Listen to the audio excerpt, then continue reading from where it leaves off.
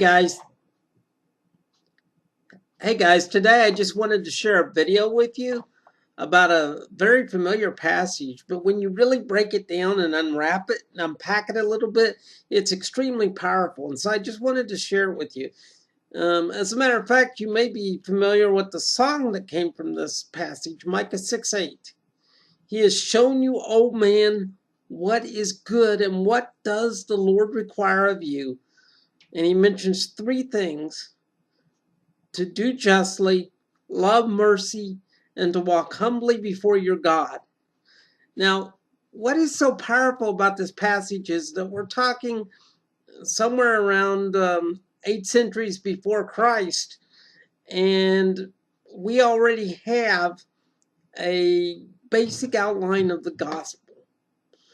First, we find out and we realize um, that a life lived before God isn't just about seeking justice for ourselves, but it's about doing justly in terms of how we treat others. And here's the thing about that: if we're more focused on doing justly, we'll be a lot less focused on trying to seek justice for ourselves. Now, there is an aspect in the Bible and in the gospel about, like the unjust judge and about seeking justice, but there's far more about doing justly, about doing the right thing, about being the light of the world, about being the salt of the earth. And so, number one, we need to realize that if we're going to live the life that God has for us, we have to be intentional toward our neighbor, intentionally toward how we treat others. In other words, we have to have an, an othering mentality. And the second point is to love mercy.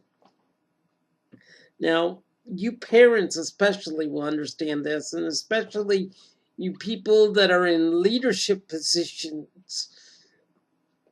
Loving mercy doesn't mean that there aren't sometimes painful consequences for actions.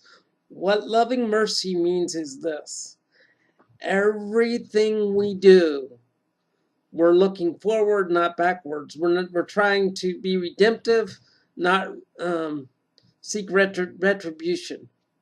We're seeking grace, not punishment.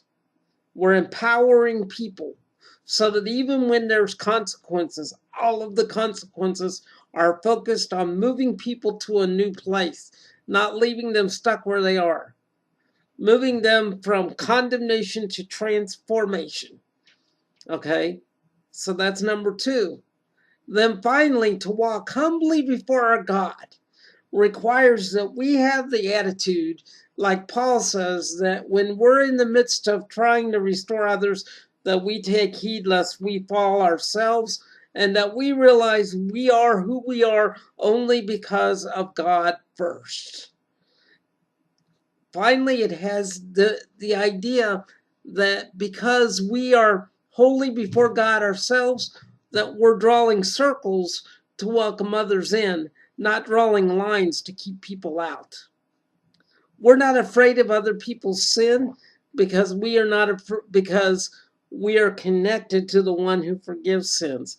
That doesn't mean that we have a loose attitude toward people and their sins, but it means that we also don't fear them either. So we can welcome people in, bring them to a point of restoration because we know what it is to have been restored ourselves. So anyway, I hope you've enjoyed this video. Have a great night and God bless.